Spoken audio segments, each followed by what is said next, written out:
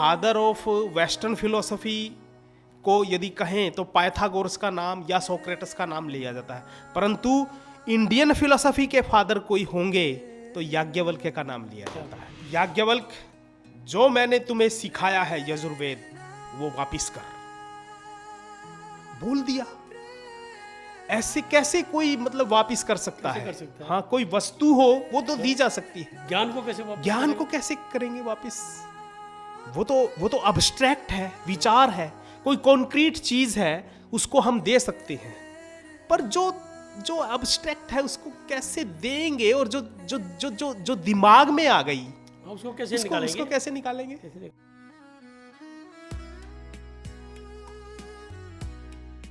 नमस्कार, प्रेरणा वाणी केंद्र से मैं जय भगवान सिंगला और हमारे साथ हैं हमारे प्रिय सबके श्री अरुण प्राचर जी। प्राचर जी, आपका इस एपिसोड में स्वागत है। नमस्कार जी। प्राचर जी, जब से मैं आपसे जुड़ा हूँ ना, तो मुझे भी कुछ रुचि होने लगी है वेद पढ़ने में। हालांकि इतना आसान नहीं है, तो उसमें पढ़ के ना कई शंकाएं मन में आती हैं, कई कथाएं ऐसे सुन के ना अच्छा लगता है, फिर और ज़्यादा जानने की इच्छा भी होती है। तो मैंने यजुर्वेद को पढ़ना शुरू किया, तो उसमें ऋषि याज्ञवल्क्य की हाँ जी एक बात आती है और कृष्ण पक्ष और शुक्ल पक्ष की बात भी आती है। हाँ जी। तो आप मेरे को और हमारे दर्शकों को बताएंगे उसके बारे में? हाँ, जरूर। ये तो सचमुच यजुर्वेद तो याज्ञवल्क्य का और यजुर्वेद का तो बहुत गहरा संबंध है। और जिन शुक्ल और कृष्ण की बात की, ये पक्ष ना होकर उनके भाग हैं। मतलब ये जो वेद यजुर्वेद है उसका एक तो है कृष्ण यजुर्वेद बोला जाता है और एक शुक्ल यजुर्वेद।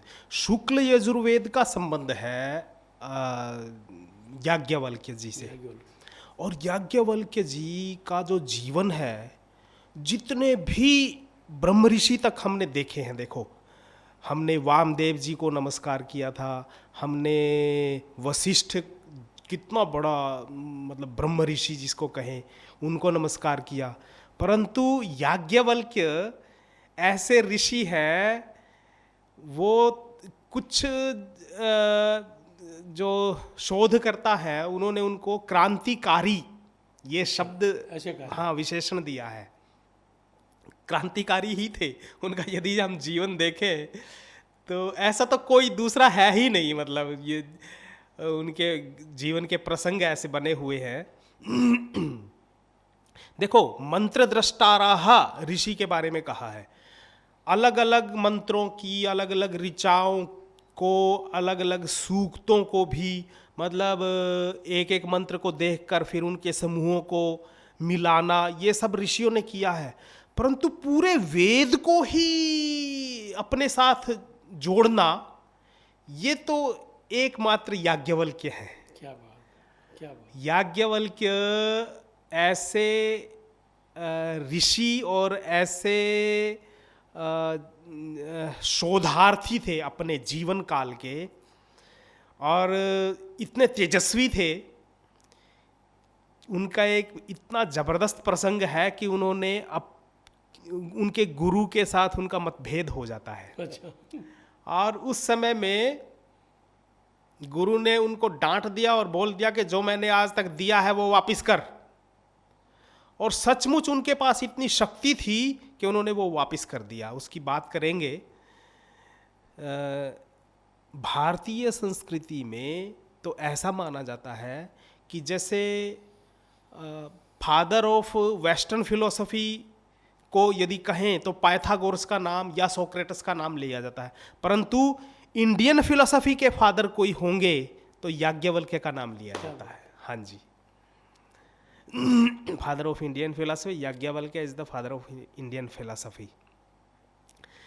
याज्ञवल्क्य वेद में दिखाई देते हैं, यजुर्वेद में, पर त्रेता के बाद जब द्वापर चल रहा था तब भी दिखाई देते हैं।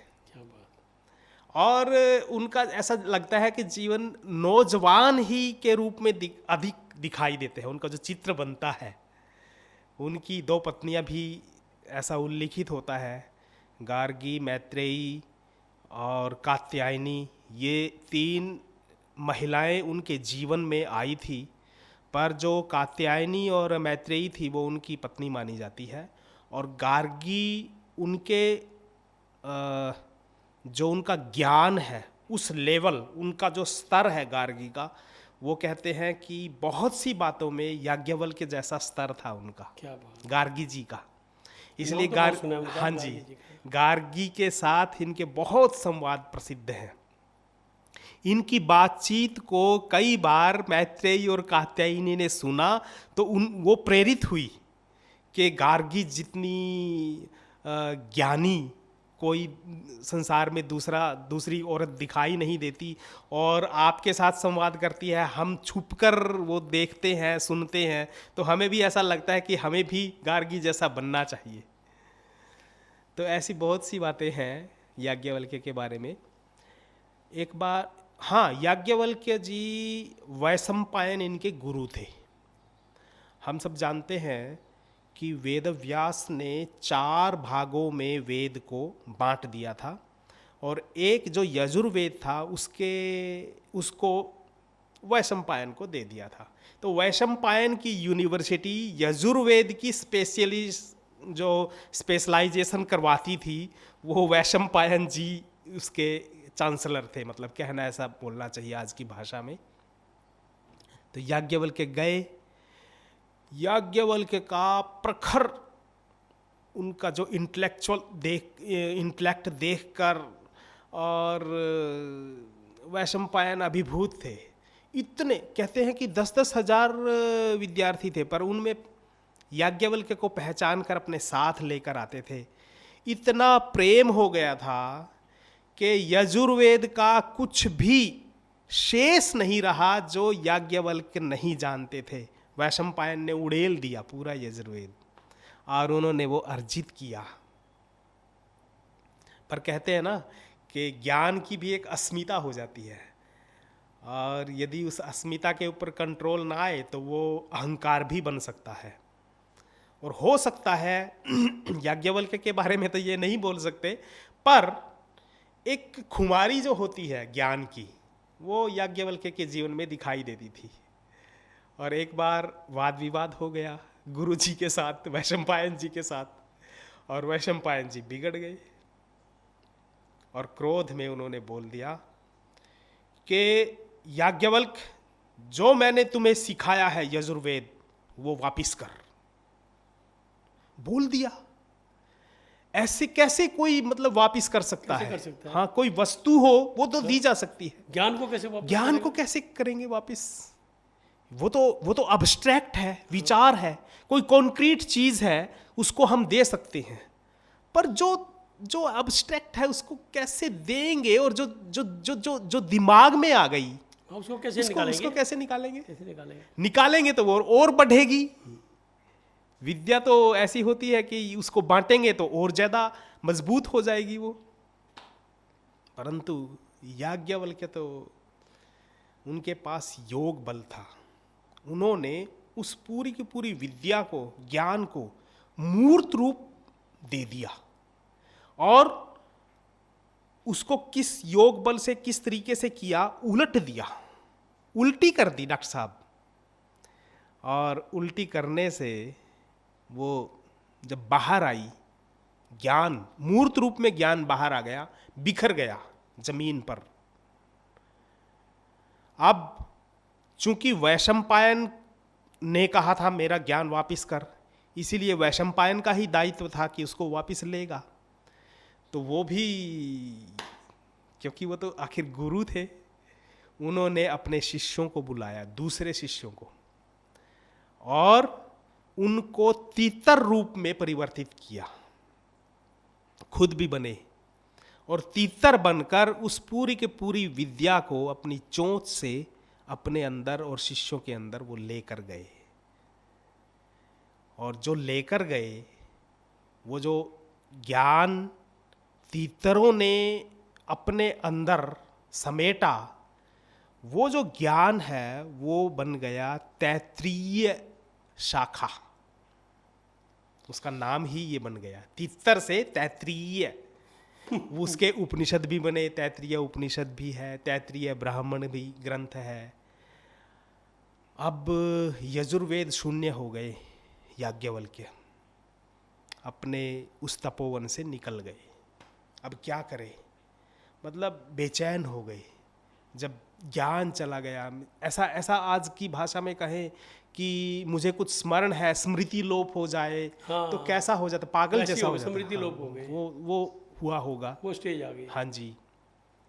तब उन्होंने यजुर्वेद के वो मतलब निष्णात थे, मास्टर थे, और अब शून्य हो गए, तो उन्होंने सूर्य की उपासना की और सूर्य को कहा कि आप मेरे गुरु बने। तो ऐसा जीवन था याज्ञवल्क्य का कि सूर्य भी चाहते थे कि ऐसा शिष्य मिले तो क्या बात। वो कहते हैं ना कि किसके शिष्य, प्लेटो बोलता है मैं सोक्रेटस का, अरिस्टोटल बोलता है मैं प्लेटो का, ओ प्लेटो अरिस्टोटल का है, मतलब याज्ञवल्क्य बोलता है मैं सूर्य का। इतने निष्णात शिष्य यदि मिलते हैं तो सूर्य ने पूछा कि क्या चाहिए, सब कुछ तो है तेरे पास। उन्होंने कहा यजुर्वेद शून्य हो गया हूँ और वही मुझे चाहिए, मुझे ऐसी विद्या दो और इस तरीके से, इस शैली से दो कि किसी ने भी उस शैली से यजुर्वेद को इस संसार में, सृष्टि में लिया ही नहीं। और आप तो साक्षात ज्ञान पूर्ण है, ज्ञान के देवता है, आप तो पूरे संसार को, ब्रह्मांड को प्रकाशित करते हैं, आलोकित करते हैं। तो उसका भागवत में आगे जाकर आर्ष ग्रंथों में उसकी बड़ी वार्ताएं आई हैं। उन्होंने ऐसी प्रार्थना की तो सूर्य देव ने उन्हें यजुर्वेद दिया फिर। और यजुर्वेद कैसे दिया, क्योंकि एक शर्त ऐसी रखी थी कि किसी ने भी ऐसा नहीं दिया होगा। तो 2-3 बातें फिर उन्होंने सोची कि कोई देख ना ले देते हुए, सुन ना ले, इसलिए, और वो शैली ऐसी हो कि अधिकतर लोग उसका बाद में फायदा उठा सके। तो उन्होंने अश्व का रूप लिया। अश्व का? हाँ जी, घोड़े का, सूर्य ने। और सूर्य ने अश्व का रूप लेकर, वैसे भी जो वेद है ना, ऐसा मानते हैं कि वो अश्व रूप में है। जैसे हयग्रीव एक अवतार हुए हैं, वो हय मैंने घोड़ा, जिसकी ग्रीवा घोड़े जैसी हो, ऐसे भगवान विष्णु बने और उन्होंने वेदों का प्रसार किया और एक हयग्रीव नामक राक्षस को मारा था। तो इस तरीके से मतलब ये बात प्रसिद्ध हो गई कि यदि वेद हैं तो वो घोड़े के रूप में आते हैं, और यदि आते हैं घोड़े के रूप में मुझे ज्ञान देने के लिए, तो वो टिकते हैं फिर और अधिक से अधिक लोगों तक पहुंचते हैं। तो अश्व के रूप में, अश्व को वाजी भी बोलते हैं, वाजी संस्कृत में। एक वो हिंदी में, अवधि में आता है ना, वाजी धन सब धन धुरी समान, जब आवे संतोष धन सब धन धुरी, जब आवे संतोष धन उसके समान, जैसा संतोष धन जैसा कोई नहीं होता, एक ऐसे आता है, एकदम याद नहीं रहा। तो वाजी शब्द है वो घोड़े के लिए उत्पन्न प्रयुक्त होता है। तो अश्व बनकर, वाजी बनकर जो विद्या सूर्य भगवान ने याज्ञवल्क्य को दी, तो उसका नाम पड़ गया वाजस्नेयी। वाजस्नेयी, हाँ जी, वाजस्नेयी एक प्रसिद्ध यजुर्वेद की शाखा है। और वो जब वो ज्ञान दिया था, वो दोपहर में दिया था, मतलब दिन था और दिन का मध्य भाग था, इसीलिए उसका नाम पड़ गया मध्यान्ह दिन शाखा। मतलब कि उस ग्रंथ का नाम ही पड़ गया शुक्ल यजुर्वेदीय माध्यन्दिन वाजस्नेयी शाखा। इतना बड़ा नाम है। और वो हमारे जो उत्तर भारत है, ये जितने भी यज्ञ याग होते हैं वो उसी शाखा के अनुसार ये होते हैं। हमारे जितने भी गुरुकुल्स हैं, ये भले ही आर्य समाजियों के भी हैं, इनमें भी वही अधिकतर पढ़ाई जाती है। कृष्ण यजुर्वेद दक्षिण में चलता है, पर भारत के उत्तर में शुक्ल यजुर्वेद चलता है। और शुक्ल यजुर्वेद में भी फिर ये अपना माध्यन्दिन जो वाजस्नेयी शुक्ल यजुर्वेदीय वाजस्नेयी शाखा है, ये इसी का ही पारायण करते हैं, उसी के अनुसार ही यज्ञ याग होते हैं। और ये जो कहना चाहिए मध्य प्रदेश तक का भाग तो खूब, मतलब राजस्थान, उत्तर प्रदेश, अपना गुजरात तक इसी शाखा के लोग मिलते हैं। तो ये बात वैशंपायन को भी पता चलती है। फिर वैशंपायन को लगा कि ओहो कितना प्रखर मेरा शिष्य, मैंने क्रोध में खामख्वा उसको भेज दिया। फिर उसको आमंत्रित करते हैं, उसका अभिषेक करके उसको दोबारा से अपने तपोवन में प्रतिष्ठित भी किया जाता है। और कहते हैं कि उनकी ख्याति इतनी बढ़ती है याज्ञवल्क्य की जी, जनक के यहाँ यज्ञ होता है कोई तो यही संपन्न कराते हैं। और संपन्न क्या कराते हैं, मतलब वो ऐसा एक बहुत बड़ा आयोजन था और ये बोला गया था कि जो इसको संपन्न करेगा उसकी ये 10,000 गायें हैं, वो बंधी हुई हैं, सोना उन पे मढ़ा हुआ है, और वो खोल कर ले जाए। उस पूरा जो शास्त्रार्थ होता है उस समय में, तो कहते हैं याज्ञवल्क्य गए और अपने शिष्य को कहा, जितने भी शिष्य थे उनके, कि मैं यहाँ बैठा हूँ, आप ये सभी गायों के रस्से खोलकर और अपने आश्रम की तरफ ले चलो। तो जब ये कह रहे थे तो सब लोग उखड़ गए कि यार ऐसे कैसे आप कर सकते हैं, हाँ अभी तो कुछ भी नहीं हुआ। तो उन्होंने कहा हो गया जो होना था, और मैं कहता हूँ ना मैं जीत गया हूँ। तो 2-4 लोग खड़े हो गए, सबने तो बोल दिया कि हाँ ये ज़रूर जीत ही गए हैं, ये तो शास्त्रार्थ महारथी हैं।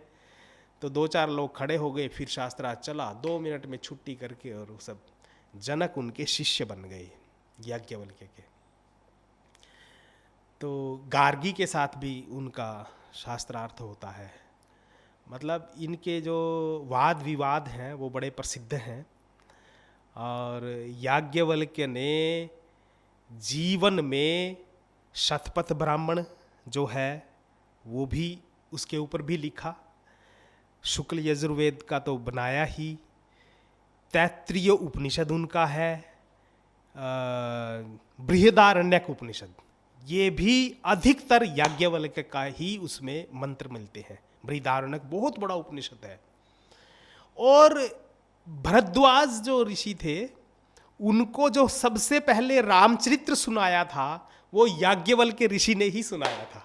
मतलब याज्ञवल्क्य का संबंध राम के साथ भी है, और राम को वो इतना चाहते थे कि राम का चरित्र ऋषियों महर्षियों में चला जाए ताकि वो अधिक लोगों तक प्रसारित हो जाए। तो ऐसे याज्ञवल्क्य थे। बहुत कुछ है याज्ञवल्क्य के बारे में, परंतु वेदों में संक्षिप्त में हम सोच रहे हैं। दर्शकों, ये हैं हमारे अरुण पराशर जी, जो सचमुच ज्ञान का भंडार है। आज आपने हमारी ये शंका जो है ना वो दूर की। आपका बहुत बहुत धन्यवाद। आगे भी मुलाकात अपनी जारी रहेगी। नमस्कार।